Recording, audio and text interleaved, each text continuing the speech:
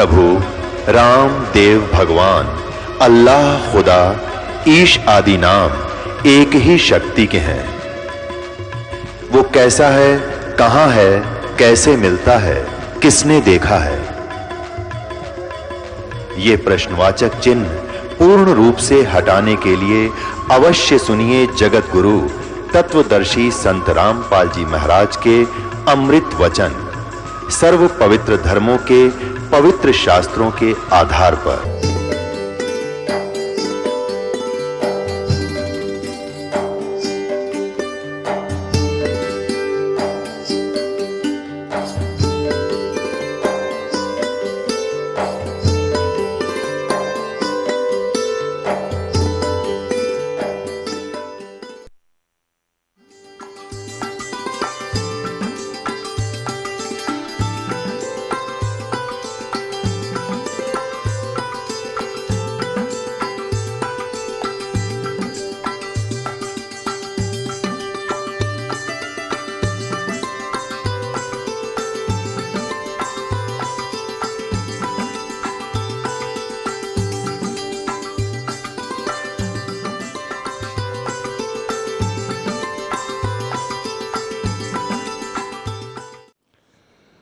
बोलो सतगुरुदेव की जय। बंदी छोड़ कबीर परमेश्वर जी की जय। बंदी छोड़ गरीबदास जी महाराज जी की जय।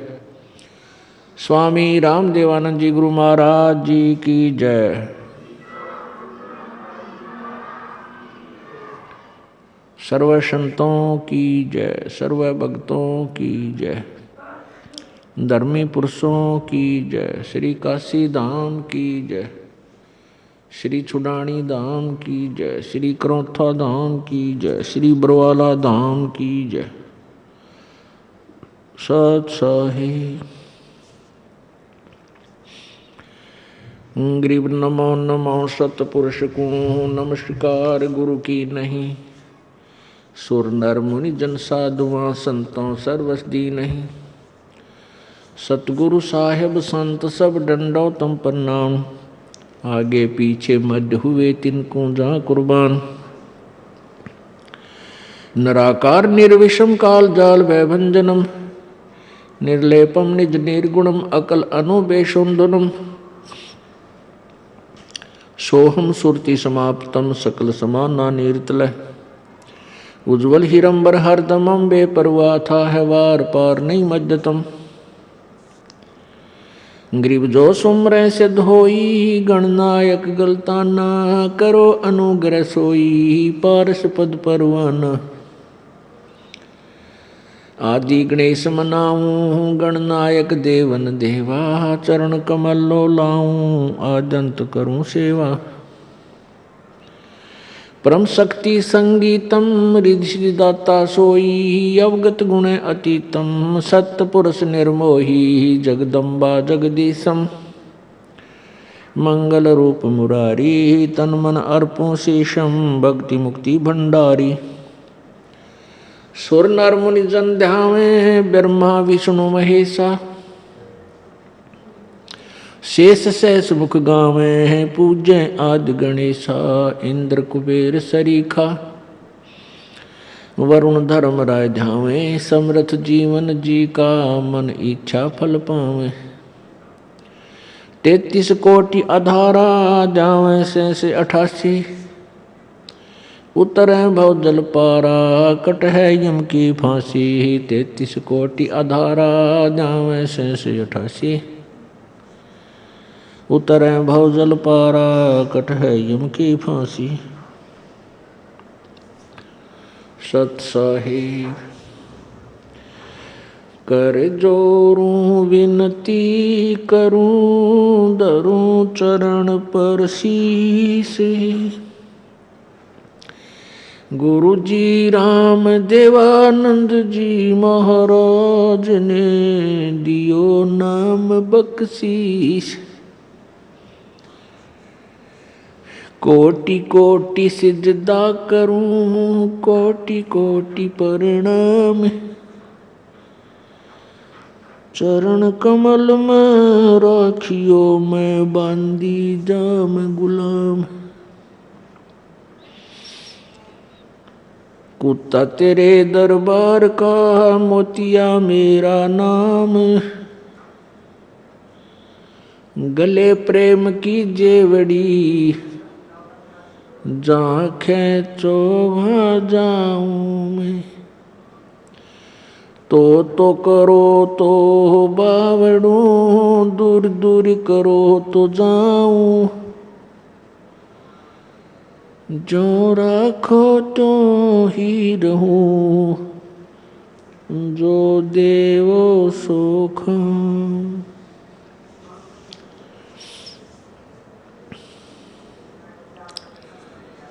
जय इब के सतगुरु मिले, सब दुख आँखों रो। चरणों ऊपर शीस धरूं, कहूँ जो कहनी हो।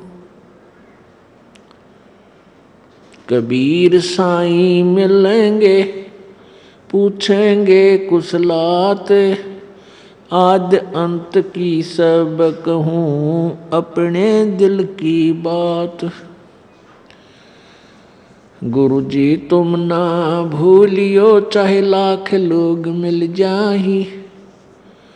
हमसे तुमको बहुत है, तुमसे हमको ना। तुमरे विसारे क्या बने, मैं किसकी शरण में जाऊं। शिव ब्रंच मुनि नारदा, तिनके हृदय न समाऊं। अवगुण किए तो बहुत किए, करत न मानी हारे।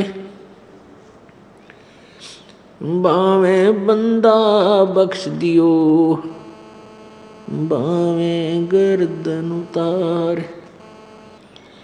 अवगुण मेरे बाप जी, बख्शो गरीब निवाज। जो मैं पूत कपूत हूँ, बोर पिता को लाज। मैं अपराधी जन्म का, नक सिख बरे विकार।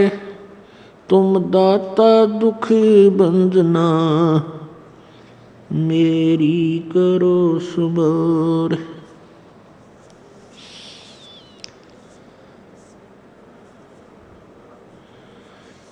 कबीर लौट सको तो लौटियो, राम नाम की लूट।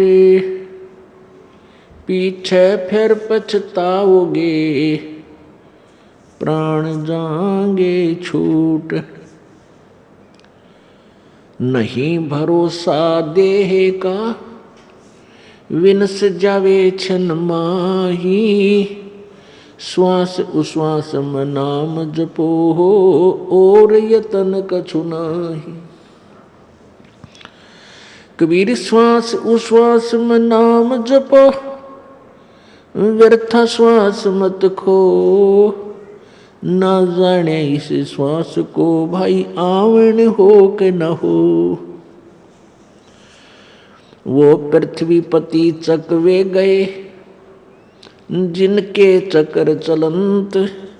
ये रावण सरीखे कौन गिने, ऐसे गए अनंत। सर्व सोने की लंका होती, वो रावण से रणधीरम। एक पलक में राज बिराजी, व जम के पड़े जंजीरम। मन तू सुख के सागर बसरे, भाई और न ऐसा यसरे। मन तू सुख के सागर बसरे, भाई और न ऐसा यसरे। भाई उदय अस्त बिच चक्र चले थे, ऐसी जन ठकुराई। उदय अस्त बिच चक्र चले थे, ऐसी जन ठकुराई। चुन कर शीश्वर कल्प करी, तब खोज न पाया राई। मन तू सुख के सागर बस रे भाई और न ऐसा यस रे। दुर्योधन से राजा होते संग इकोतर भाई। दुर्योधन से राजा होते संग इकोतर भाई। 11 अक्षोणी संग चले थी व देही गीद ना खाई मन तू। सुख के सागर बस रे भाई और न ऐसा यस रे। मन तू सुख के सागर बस रे भाई और न ऐसा यस रे। 60,000 सगड़ के होते कपिल मुनीश्वर खाए।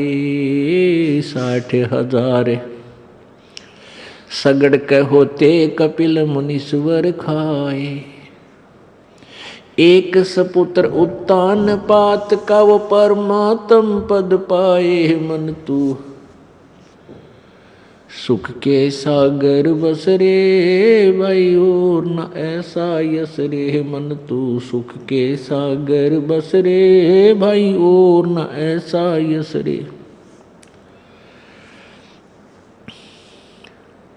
भाई काशीपुरी कबीरा होते ताहे लखो रे भाई। काशीपुरी कबीरा होते ताही लखो रे भाई। केसो से बन जा रे जिस कह 9 लख बलद आई मन तू। सुख के सागर बस रे भाई और न ऐसा यस रे। मन तू सुख के सागर बस रे भाई और न ऐसा यस रे। परमपिता परमात्मा सारी सृष्टि के रचनहार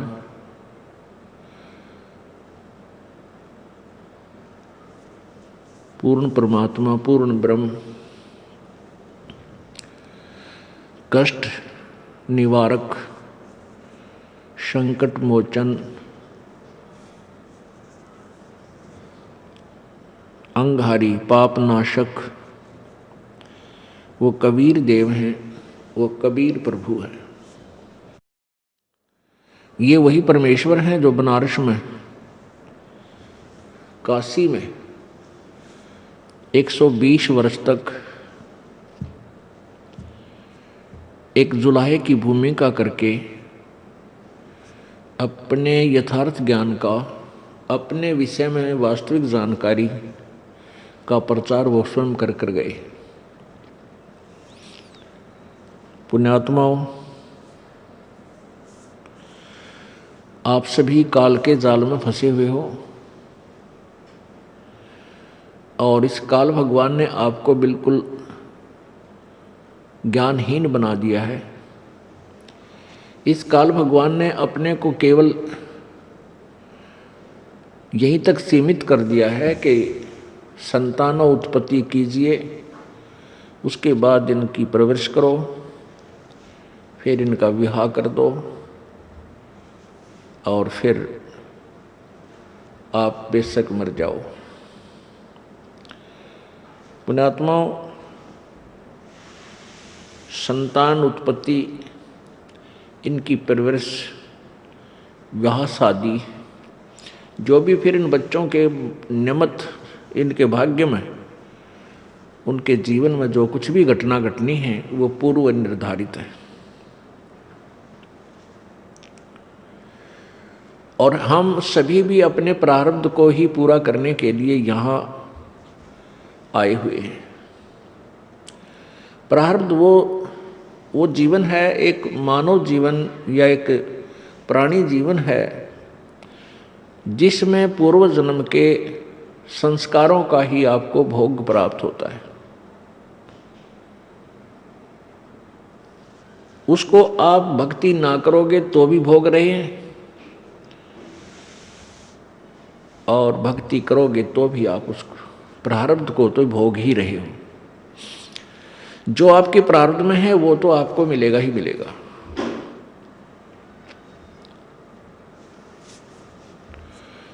उसको नहीं कोई रोक सकता जो पूर्व निर्धारित प्रभु के द्वारा किया गया है।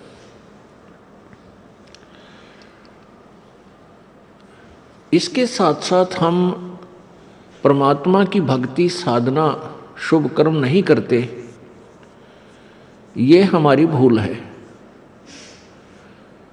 आज कोई दुखी है तो अपने पुण्य से, अपने पाप से, कोई सुखी है तो अपने पुण्य से। ये पुण्य और पाप कब हुए थे? पूर्व जन्म में, पूर्व जन्मों में, पहले के जन्मों में, जब आप कभी मनुष्य जीवन में थे। तो उन पुण्य और पापों का आपको अब भोग प्राप्त है। जिसके पुण्य अधिक हैं उसी रेशो में, उसी अनुपात में उसके पुण्य अधिक प्रारब्ध में प्रवेश कर दिए गए, मिला दिए गए। जिनके पाप अधिक हैं उनके पाप इस प्रारब्ध में अधिक मिला दिए गए हैं। आपके बहुत से पुण्य ऐसे हैं जो संचित हैं। संचित वो कर्म हैं जो जन्म जन्मांतर में आपने किए और वो इकट्ठे हुए आपके अकाउंट में बैलेंस हैं, शेष हैं। तो यहाँ दोनों ही कर्म भोगने पड़ते हैं। जब तक हम पूर्ण परमात्मा की सत्साधना परम संत से लेकर नहीं करते तो पुण्य भी भोगने पड़ते हैं और पाप भी भोगने पड़ते हैं। और ये काल भगवान आपके प्रारब्ध को कैसे रचता है? आपके पुण्यों के एवरेज ले लेता है, रेशो लेता है, पापों की भी रेशो लेता है। दोनों को मिलाकर के आपका जीवन निर्धारित हो जाता है। जिनके पाप घने हैं वो दुखी घने, जिनके पुण्य अधिक हैं वो आज सुखी नजर आते हैं। उनके पास कार, कोठियां, संपत्ति, संतान अच्छी है। पुण्यात्माओं, ये प्रारब्ध तो प्रत्येक प्राणी भोग ही जाता है, चाहे वो परमात्मा का नाम बिल्कुल भूलकर भी नहीं लेता। और ये भी कहते हैं कि हम भगवान को नहीं मानते, परमात्मा कहीं नहीं है, क्योंकि वो नास्तिक हो चुके हैं। नास्तिक वो प्राणी होते हैं जो जिनको कोई बचपन से ही ठीक मार्गदर्शन यानी आस्तिक परिवार नहीं मिलता या कोई साधु संत उनको नहीं मिलते। जो बिल्कुल नास्तिक हैं, शराब पीते हैं, मांस खाते हैं, बकवाद गढ़ते हैं और वो आजीवन सुखी नजर आते हैं, जो यहाँ का हम सुख मानते हैं, और मर भी आसानी से जाते हैं। उनकी मृत्यु भी विशेष कष्टदायक नहीं होती। और कुछ ऐसे भक्त भी होते हैं जो भक्ति भी कर रहे हैं किसी ना किसी इष्ट देव की, और वो दुखी भी हैं और भक्ति भी कर रहे हैं।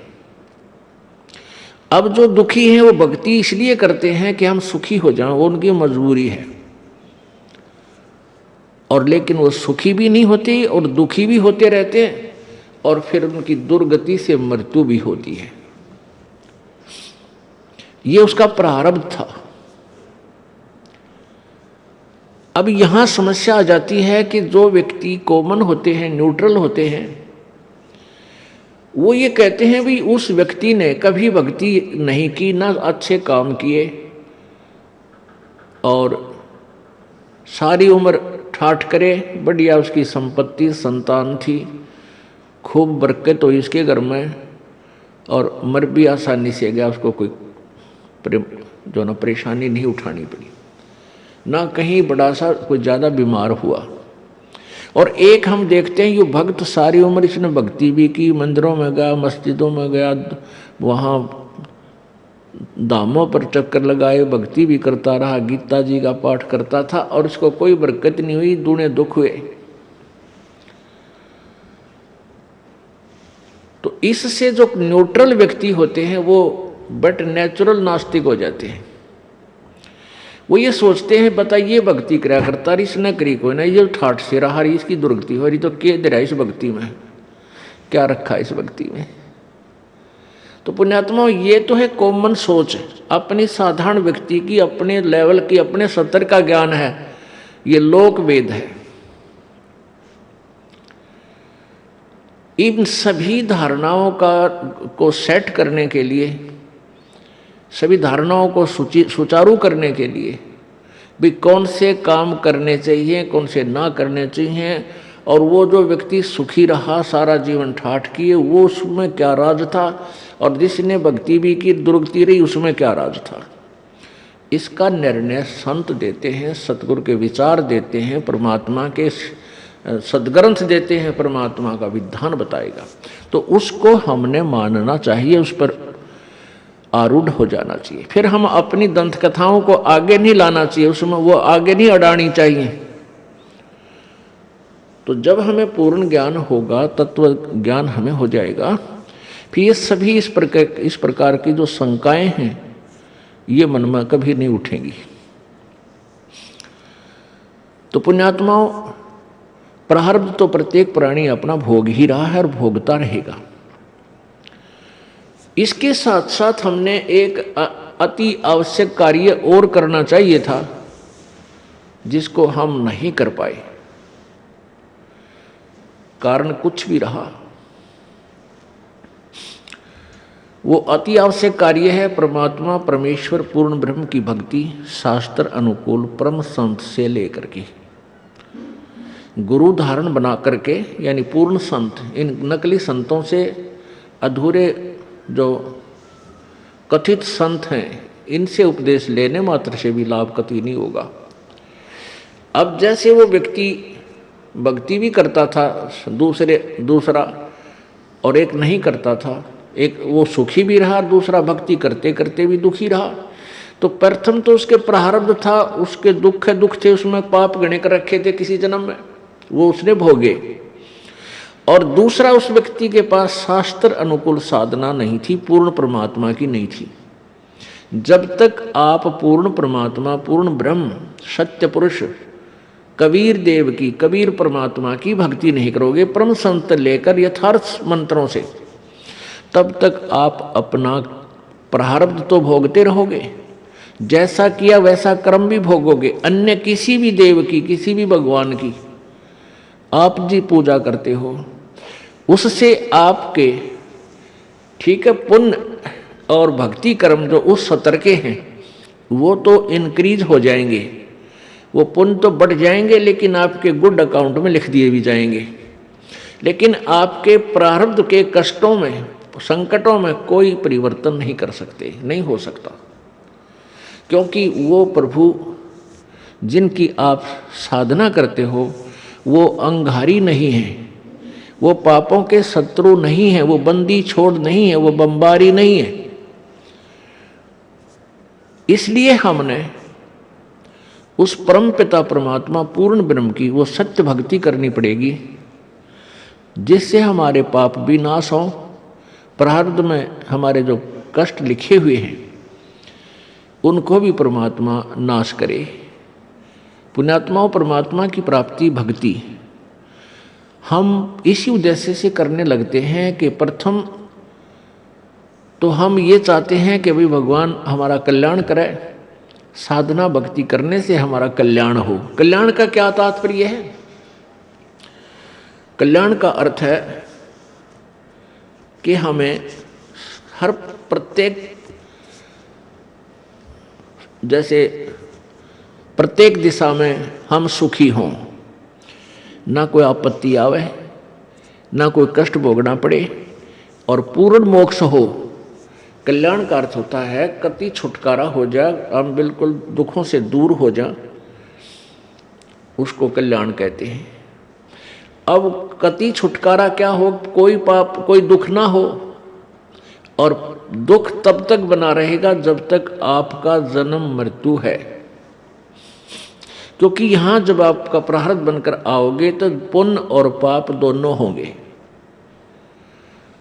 उन पुण्य और पापों के साथ साथ आपको अन्य भी आपदाएं, प्राकृतिक आपदाओं का भी सामना करना पड़ता है।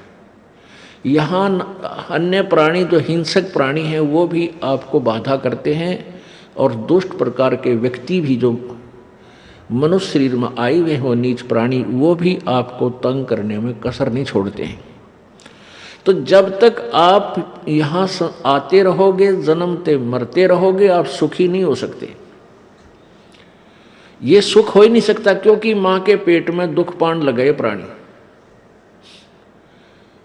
माँ के गर्भ में ही इतना कष्ट ये उठाता है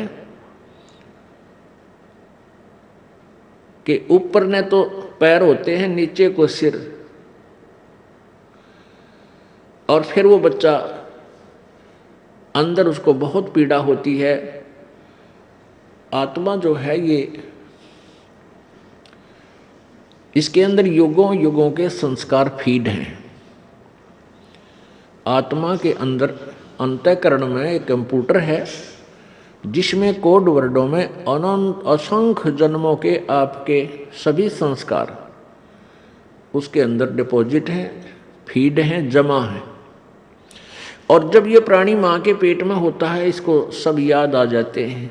9 महीने तक उल्टा सिर नीचे को, पैर ऊपर न, और माँ के पेट में ऐसे घूमता रहता है, चक्कर काटता। चक्कर क्यों काटता है? क्योंकि इसको अंदर से, इसके कच्चे शरीर पर बहुत ऐसे पीड़ाएं होती हैं। क्योंकि एक तो शरीर इंक्रीज होता है, और फिर अंदर ऐसे जैसे माता कोई आहार करती है, उसका भी अंश उस बच्चे के कच्चे शरीर पर मिर्च है, लवण है, ये ऐसे असर करता है, ऐसे डंक से लगते हैं उसको जैसे मच्छर काटते हैं। उस पीड़ा को समाप्त करने के लिए मचलता है, तो वो घर्षण से, माँ के पेट के अंदर से घर्षण पैदा करके, घर्षण के द्वारा घूम घूम के उस पीड़ा को ये समाप्त करने की चेष्टा 9 महीने करता रहता है। और उस समय ये प्रार्थना करता है, परमात्मा मेरे से जो भूल हुई अब मुझे याद आ गई। क्योंकि संकट जब आता है तब हम हर तरह से सोचते हैं भाई ये क्यों आई आपत्ति, ये भगवान मैंने ऐसा कौन सा पाप कर दिया, क्या गलती बन गई मेरे से। और जब तक ये सुखी रहता है इसको कुछ याद नहीं आता, केवल बकवाद याद आती हैं, वो मित्र याद आते हैं जो गुटी छुटी लाव ताश खेलते हों, या वो रिलेटिव रिश्तेदार याद आते हैं जिनके साथ गप्पे मारने जावे, सैर सपट्टे करावे। और जब इस पर आपत्ति आ जाती है फिर इसको परमात्मा याद आता है। इसलिए परमेश्वर कबीर देव जी कहते हैं कि सुख के माथे पत्थर पड़ो, जिस दिन नाम हृदय त जाए, और बलिहारी उस दुख के जो पल पल नाम रटावे।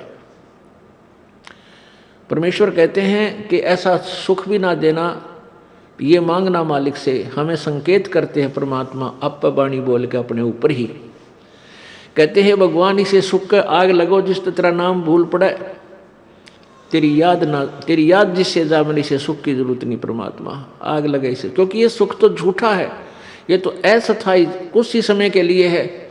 और इस सुख में यदि हम भगवान भूल गए, यही तो समय है परमात्मा याद करने का, यही समय है मनुष्य जीवन जो है हमारा भक्ति करने का, दान करने का और शुभ काम करने का। और इनको हम बकवादों में खत्म कर रहे हैं।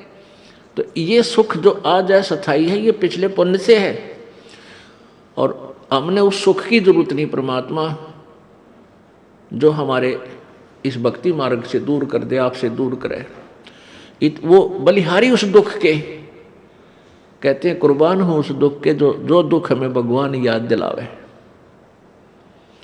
तो यहाँ का जो सुख है ये तो अस्थायी है, ये तो रहेगा ही नहीं रहेगा। और फिर हम जिस उद्देश्य के लिए मनुष्य जीवन प्राप्त करके आए थे वो हमारा रह जाएगा। तो ये जब माँ के गर्भ में प्राणी होता है तब ये सोचा है परमात्मा मैंने बहुत गलती करी, मैंने आपको याद नहीं किया। और अब के जब बाहर एक बार बाहर निकाल दो, मेरा शरीर ठीक ठाक पूरा कर दो मालिक। क्योंकि मनुष्य जीवन की वैल्यू का इसको माँ के गर्भ में पूरा पता होता है। आत्मा बूढ़ा और बालक नहीं होती, आत्मा बाहर आकर के मूर्छित कर दी जाती है इन 3 गुणों के द्वारा। जो ही आत्मा शरीर के साथ बाहर आती है, शरीर में स्थूल शरीर बनकर इसके ऊपर एक कवर चढ़ाया जाता है अंदर, और उसमें ऐसी जकड़ दी जाती है। और बाहर आते ही जब 3 गुण, रजगुण ब्रह्मा, सदगुण विष्णु, तमगुण शिव जी, ये एक एक इंजेक्शन लगा देते हैं इसके। और जिससे ये मूर्छित हो जाती है, इसको पता नहीं तू कौन है, कहाँ से आई है, क्या उद्देश्य है तेरा। फिर इसको नए सिरे से कह कह सिखाया जाता है, ये तेरा चाचा है, ये तेरा ताऊ है, ये तेरा पापा है, तेरी मम्मी है, ये तेरा भाई है, ये तेरी बहन या बुआ, ये तेरा खेत है, ये पशु है, इसका ये पक्षी है। यानी नए सिरे से इसको ये ऐसी शिक्षा फिर दी जाती है।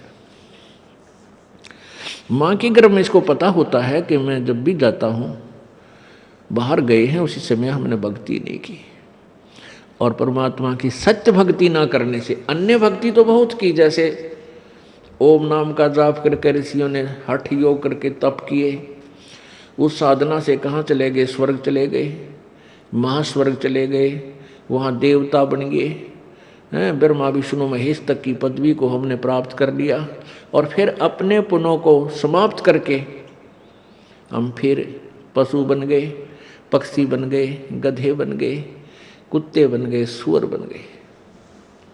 ये भक्ति भी यूजलेस, जिसे संकट तो मिटाई नहीं, ठीक है, कुछ समय के लिए जो बकवाद थी स्वर्ग में वो ठाठ कर आए।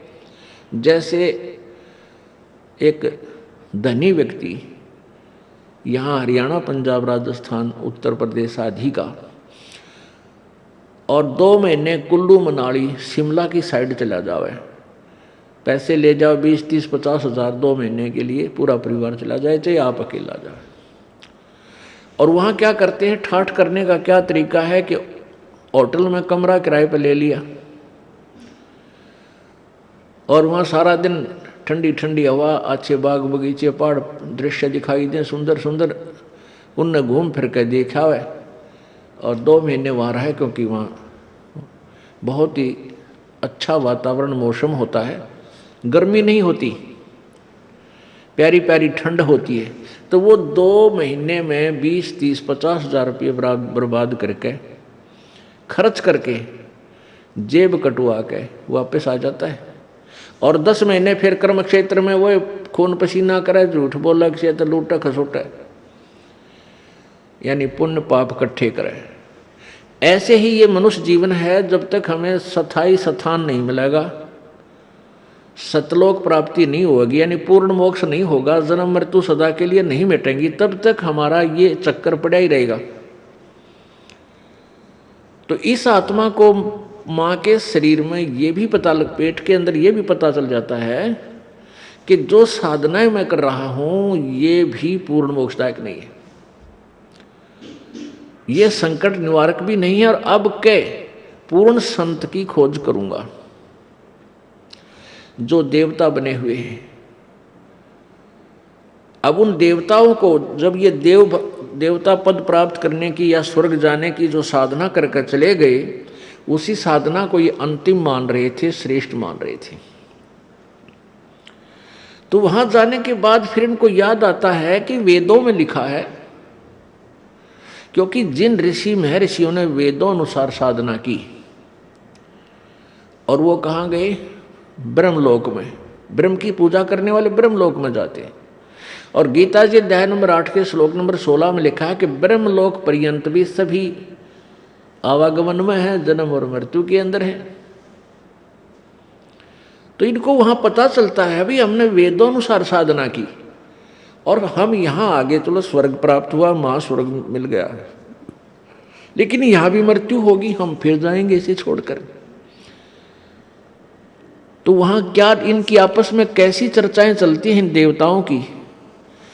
कहते अभी हमने कोई पूर्ण संत नहीं मिला, हमारे को पूर्ण संत नहीं मिला, इस कारण से हम यहां तक की साधना की। तो वह आपस में चर्चा करते हैं भाई पूर्ण संत और कौन होता है, कैसा होता है। फिर वहां परमात्मा पूर्ण ब्रह्म इनकी आत्मा को झंझोड़ते हैं, इनको याद दिलाते हैं कि तुम पढ़ा करते थे यजुर्वेद अध्याय नंबर 40 के और श्लोक नंबर 10 से लेकर 13 तक, उसमें लिखा है कि वेद ज्ञान देने वाला जो प्रभु है वो कहता है कि वो परमात्मा की, पूर्ण परमात्मा के विषय में यथार्थ जानकारी वो जन्म लेता है या नहीं लेता है, वो साकार है या निराकार है, उसके विषय में जो जानकारी है वो किसी तत्वदर्शी संतों से पूछो, सुनो। तो वो तत्वदर्शी संत का ज्ञान उन वेदों से भिन्न है, इससे सिद्ध है। तो फिर ये वहां चर्चा करते हैं, भाई अब कैसे मनुष्य जीवन मिल गया, अब के जब मनुष्य जीवन परमात्मा दे देगा। कहते हैं हम पूर्ण संत की तलाश करेंगे जो वेदों से भी आगे का ज्ञान जानता हो।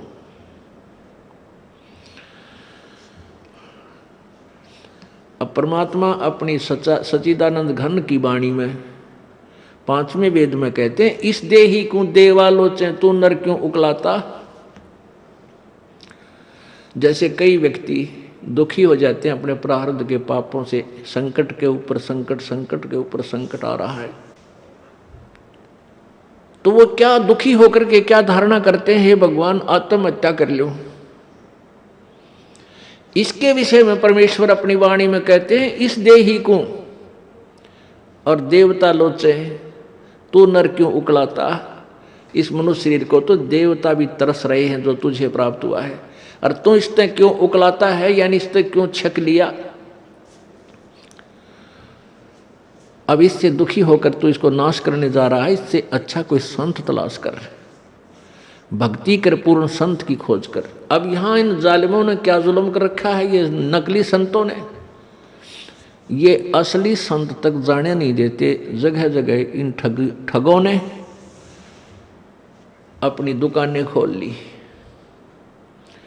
ना इनको कह का पता, ना भगवान का पता, ना भक्ति का ज्ञान, और लंबे चौड़े आश्रम बना लिए और ऐसी मार्मिक बातें लिख दी। सचखंड की सड़क, वो तरह का जो सचखंड, सतलोक की सड़क माने सीधा रास्ता, पक्की, जिसमें कोई बाधा ना हो। तो श्रद्धालु तो फिर जाएगा भाई, जिसको रोग है, जिसको चाह है परमात्मा की, वहां जा फंसे नकलियां के पास। पूर्ण मोक्ष मार्ग इसी आश्रम में प्राप्त होता है। इस तरह के पता नहीं कितने संत बने हुए हैं। तो ये सबसे बड़ा काल का जाल है, ये नकली संतों का होना। तो कहने का भाव ये है कि देवता भी इस मानव शरीर को तरफ रहे होते हैं कि कभी मानव शरीर मिले, पूर्ण संत खोज करूं और भक्ति करूं। जैसे आप हाथी को देखते हो, हाथी ऐसे सिर मारता चलता है। अब हाथी को नेक्स्ट जीवन, अगला जीवन दिखाई देता है कि इसके बाद मैं के बनूंगा, गधा बनूंगा या कुत्ता बनूंगा या सुअर बनूंगा या मानव बनूंगा। तो सिर मारता चलता है। किस समय सिर मारता है? जब वो पकड़ दिया जाता है, जब वो किसी मनुष्य के काबू आ जाता है, उसके ऊपर बैठ के इतना लंबा छुरा लेकर, अंकुश लेकर बैठ जाता है, उसका सीधा ठोकर जट बकवाद करता है, तो तब वो सिर मारता चलता है नो, खड़ा खड़ा भी सिर मारता रहता है। अब वो ये सोचता है वह बड़ा फंसा है, बहुत फंसा मैं, और जय इब का मनुष्य शरीर मिल गया तो पूर्ण संत की, पूर्ण परमात्मा की भक्ति करूंगा। पूर्ण संत की खोज करके और सही भक्ति करके अपना पीछा छुड़वाऊंगा। अब परमात्मा यहाँ क्या बताना चाहते हैं कि जो कुंजर सिर धुनत है, अगला जन्म सुझंत, इब कहेल नर करत सेव पूरे संत। हाथी मन में सोच रहा होता है कि यदि अब की बार मनुष्य जीवन मुझे मिल गया तो पूरे संत की खोज करूंगा। अब परमात्मा फिर उसके ऊपर एक और कहते हैं कि हाथी अर्थात ये आत्मा मन के संयोग से इतनी ढीठ होगी। हाथी के विषय में कहते हैं कि हाथी तभी तक सिर पटक रहा है, धुन रहा है, जब तक यो बंद में आ गया और मनमानी इसको मस्ती नहीं कर पा रहा, इसलिए ये भगवान याद कर रहा है। और ईब छोड़ दे इसने अब इसको खोल दे यहाँ से और जंगल की तरफ कर दे। कति भगवान याद ना करे, उड़ा खावा केड़े के पेड़ा नर मार मस्तिर फुर फुर नावर ठाठ करे नरी को बद करे, कति सर नहीं दोने ना इसका याद आवा भगवान, हालांकि इसको पता भी है। तो इसलिए परमात्मा कहते हैं भाई, इस परमात्मा के तत्व ज्ञान के बिना ये प्राणी ना तो भक्ति कर सकता और ना ही अपने इस मानव जीवन को ठीक ढंग से जी सकता। इसमें कोरी को बद करेगा। थोड़ा सा कोई राजपद प्राप्त हो गया, कोई बड़ा सा अधिकारी बन गया तो धरती तोलन न हो जा। मंत्री, मुख्यमंत्री, प्रधानमंत्री, राष्ट्रपति बन जाए तो पता ना क्या सोच बैठा है, और भूल जाता उसमें कि तू इंसान भी है, तू जीव भी है। तो ये जो चौंध लावा है, ये काल लगावा है, ये भूल जो डालता है, ये काल लगाता है कि ताकि ये नरे कर्म फोड़ ले अपने और पापों की गठड़ी बांध ले। क्योंकि अच्छी आत्माएं पूर्व जन्म की होती हैं, वो ही कोई उच्च पद, अच्छा धन प्राप्त करती हैं। तो वो अच्छी आत्माओं से नरे पाप करवा कर उनको नीच आत्मा बनवा देगा। और जो दुखी हैं, वह तो पिछले जो गरीब हैं, रोगी कोडी हैं, वो तो पिछले जन्म के पहले ही पाप नरे इकट्ठे कर रखे। तो पुण्यात्माओं, तत्व ज्ञान से हमें ये जानकारी होगी कि पूर्ण संत हमें मिला है, उनसे हम भक्ति लेकर साधना, सत साधना करें और मर्यादा में रहेंगे तो हमारे पाप कर्मों से आने वाले प्रारब्ध के जो कष्ट हैं वो पाप भी कट के हमें सुख होगा। यानी आप पर आने वाली आपदाएं, संकट भी दूर होंगे, आप निर्धन भी नहीं रहोगे, आप धनी बन जाओगे। एक तो आप यहाँ के भौतिक सुख के, भौतिक धन के धनी बनोगे और आध्यात्मिक धन के भी आप धनी बनोगे। आप दोनों ही धनी इस परमात्मा की सत्य साधना से। कौन से परमात्मा की? उस पूर्ण ब्रह्म की। गीता जी अध्याय नंबर 15 के श्लोक नंबर 1 से 4 तक ये बताया गया है कि ये संसार रूपी एक उल्टा लटका हुआ वृक्ष जानो, और वृक्ष की ऊपर को जड़े मानो। ऊपर अर्श कुर्श पर, अर्श माने आसमान पर, कुर्श माने उसके कॉर्नर पर, आखिरी छोर पर, अर्श कुर्श पर श्वेत गुमज है। और जहां परमेश्वर का डेरा, जहां कबीर परमात्मा का डेरा स्थान सतलोक है, अरस यानी आसमान के अंतिम छोर पर, ऊपर में, कति चोटी में, सुन शिखर में, तो वहां परमात्मा रहता है सतलोक में। तो ऊपर को तो जड़ है, यानी वहां से तो सबकी उत्पत्ति हुई है। वहीं से ब्रह्म की उत्पत्ति, जो 21 ब्रह्मांड का मालिक है, ब्रह्मा विष्णु महेश का पिता है, जिसको काल ज्योति निरंजन भी कहते हैं, काल ब्रह्म भी बोलते हैं। और वहीं से परब्रह्म जो 7 संग ब्रह्मांड का स्वामी है, उसकी उत्पत्ति हुई है। अर्थात वो जड़ है, वो मूल है, मुख्य है, सबकी, सभी प्राणियों और सभी ब्रह्मांडों का रचनहार वही है। तो वो ऊपर को जड़ वाला, तो ये आदि पुरुष परमेश्वर यानी पूर्ण ब्रह्म रूपी तो जड़ समझो इस संसार रूपी वृक्ष की, और नीचे को ये तीनों गुण रूपी शाखा, रजगुण ब्रह्मा, सतगुण विष्णु, तमगुण शिव जी, ये शाखाएं हैं। बीच के जो और भाग हैं उनको काल ब्रह्म ने नहीं बोला गीता में। उसके लिए गीता जी अध्याय नंबर 4 के श्लोक नंबर 34 में बताया है कि वो तत्व ज्ञान जो अध्याय नंबर 4 के श्लोक 32 में जिसके विषय में लिखा है कि सच्चिदानंद घन की वाणी में वो लिखा हुआ है, विस्तार से कहा, उस तत्व ज्ञान को यानी कंप्लीट नॉलेज, उस पूर्ण संपूर्ण ज्ञान को किसी तत्वदर्शी संत से जाकर पूछ। उनको दंडोत प्रणाम करने से, कपट छोड़कर उनसे प्रसन्न करने से वो तत्वदर्शी संत तुझे उस परमात्म तत्व की, यानी और परमात्मा गीता ज्ञान दाता से कोई भिन्न है, उस पूर्ण ब्रह्म के बारे में जानकारी देंगे। उस तत्वदर्शी संत की पहचान बताई है 15वें अध्याय के प्रथम श्लोक में। उसमें बताया कि ऊपर को जड़ वाला, नीचे को तीनों गुण रूपी शाखा वाला, ये जो संसार रूपी वृक्ष के सारे पार्ट, सभी विभाग, जड़ कौन परमात्मा है, और तना कौन प्रभु है, डार कौन प्रभु है, और शाखा कौन है, ये विस्तार से जो जानकारी देगा स वेदवित, वह वेद के तात्पर्य को जानने वाला है, अर्थात वो तत्वदर्शी संत है।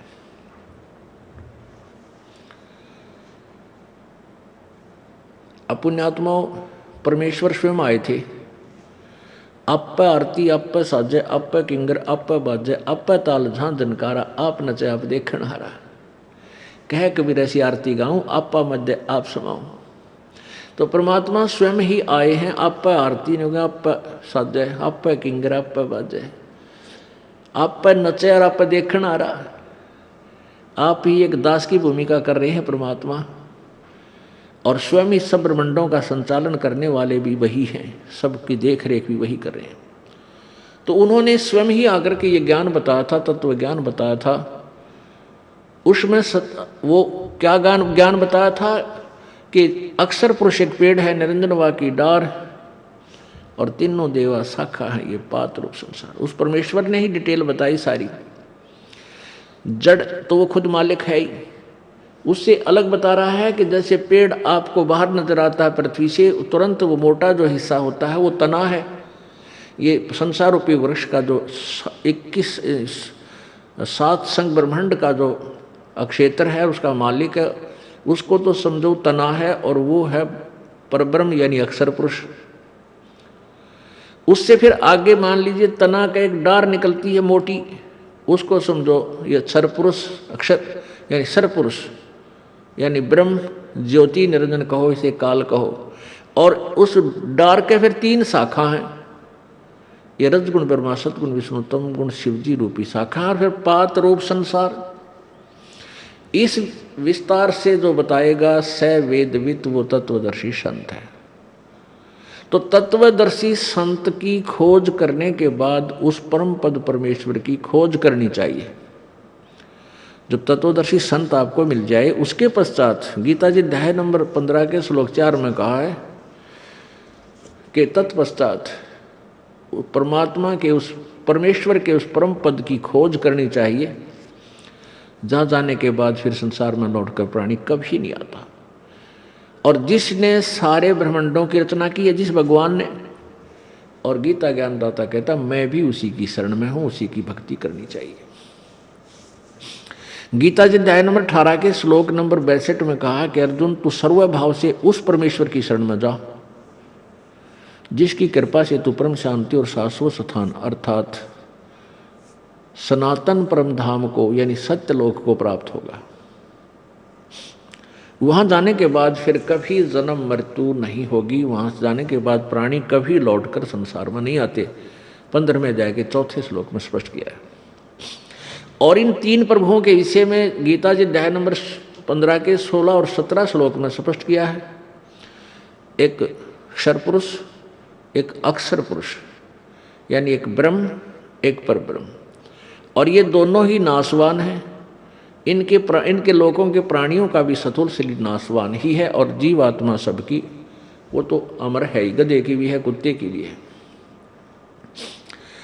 फिर 17वें श्लोक में 15वें अध्याय के गीता जी में कहा है कि उत्तम पुरुष है, पुरुष माने प्रभु, उत्तम पुरुष है तो अन्य परमात्मा इति उदाहरते हैं। और ये लोग तरनम आविश्य विभर्ति आवे ईश्वर है, कति स्पष्ट कर दिया है कि जो उत्तम पुरुष, पुरुष माने प्रभु, उत्तम माने श्रेष्ठ यानी सही भगवान, तो इन ऊपरलों से और ही ऊपर वर्णित 16वें श्लोक में वर्णित भगवानों अक्षर पुरुष, क्षर पुरुष और अक्षर पुरुष से कोई और ही है, और वही परमात्मा इति उदाहरते उसको भगवान कहा जाता है। और वही लोक तरम आविश्य विभर्ति, तीनों लोकों में प्रवेश करके सबका धारण पोषण करता है, वो अव्यय ईश्वर है। अव्यय माने अविनाशी, वो वास्तव में अविनाशी परमात्मा है। तो पुण्यात्मा, हमने उस परमात्मा की भक्ति करनी है। उसकी भक्ति करने से हम पाप, जो हमारे प्रारब्ध में दुख हैं, उनसे भी छुटकारा होगा। हमारे जो प्रारब्ध में दुख हैं उनसे भी हमारा छुटकारा होगा, क्योंकि मासा घटे न चल बध है, वेद न लिखे जो लेख, सच्चा सतगुरु मेट करे, ऊपर मारे मेखे। कहते हैं मासा घटे न चल बध है, वेद न लिखे जो लेख,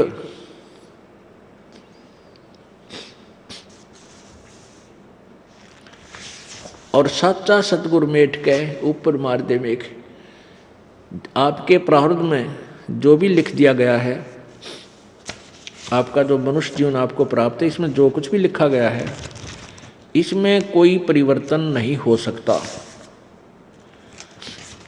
मासा घटे न चल बध है, वेद न लिखे जो लेख, जो परमात्मा ने आपके भाग्य में लिख दिया उसमें कोई परिवर्तन नहीं हो सकता। कब तक? जब तक आप पूर्ण परमात्मा की भक्ति नहीं करोगे, परम संत की खोज नहीं करोगे, तब तक आपका प्रारब्ध का दुख, आपका संकट निवारण नहीं हो सकता। तो उसके लिए आपने संत की खोज करनी पड़ेगी, परम संत की, और परम संत हमें मिलेगा तभी हमारा छुटकारा होगा। पुण्यात्माओं, मानुष शरीर दुर्लभ है, मिले न बारंबार, और वही तरवर से पत्ता टूट जाइयो फिर नहीं लागे डार। इस सबसे पहले तो हमने इस मनुष्य जीवन की वैल्यू से, इसकी कीमत से परिचित होना चाहिए। ये कितना अनमोल है, ये कितना बहुमूल्य है। जब हम इसकी कीमत से परिचित होंगे तभी हम भक्ति कर पाएंगे। क्या बताते हैं कि कहता हूँ कई जात हूँ, कहूँ बजा के ढोले, श्वास जो खाली जात है ये तीन लोक का मोल।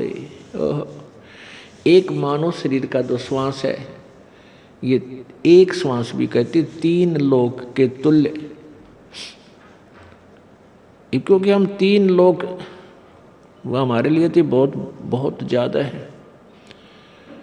इसलिए परमात्मा ने हमें समझाने के लिए उदाहरण दिया है ये, कि जैसे एक गांव का सरपंच बन जाता है, उसको सैकड़ों हजारों आदमी सरपंच साहब राम राम, सरपंच साहब नमस्ते, इतनी प्रभुता हो जाती है उस व्यक्ति की, और वो फूला नहीं समाता। और जब वो बन जाए एमएलए, कोई व्यक्ति एमएलए बन जाता है, कुछ क्षेत्र का मुखिया बन जाता है वो, उसको तो फिर न जाने कितने व्यक्ति, कर्मचारी, अधिकारी सारे सलूट मारे, फिर वो फूल जाता है। और एक बन जाए मुख्यमंत्री एक प्रांत का, फिर तो कहना है कि वो तो धरती पर पाए ना टेके। और बन जाओ प्रधानमंत्री एक टुकड़े का, एक देश का, छोटे से का या बड़े का, तो उसके माइंड की सोच है, वो तो सातवें आसमान पर घूमता है। फिर वो अपने आप को जीव नहीं समझता, क्योंकि उसके शब्द में, उसके वचन से ही ना जाने सबके में हिलता नजर आता है उसको। तो परमात्मा कहते हैं अगर पृथ्वी का एक राजा हो तो वो उसकी कितनी प्रभुता होगी, उसके दिमाग में क्या सोच होगी, और उसकी कितनी वो अपनी वैल्यू समझता है। और ऐसे ऐसे पृथ्वी लोक, स्वर्ग लोक और पाताल लोक, इन तीनों का, तीनों की कीमत आप लगाओ कितनी होगी। और परमात्मा कहते हैं तुम्हारा मनुष्य जीवन का एक श्वास जब भक्ति बिना जाता है, सच्चे साधना बिना जाता है, तो इतनी कीमत है इसे एक श्वास के सिमरण की। अब इस कीमत को, इस मूल्य को केवल आप ही लगा सकोगे, अन्य व्यक्ति नहीं। क्योंकि आप सत्संग में आने से जौहरी बनोगे, लाल की परख करने लगोगे, तब आपको इसकी कीमत का अलग से पहचान होगी, तुरंत महसूस होगी कि हाँ सत्य बात है। तो ऐसे महंगे मोल का एक सांस भी जावे और 3 लोक नहीं पटतरे क्यों धूल मिलावे। पटतरे माने बराबर नहीं। आप नित्यनियम में भी पढ़ते हो, अपने नित्यनियम के अंदर आपको बहुत कुछ विज्ञान है। विज्ञान माने तत्व ज्ञान है, विशेष ज्ञान है।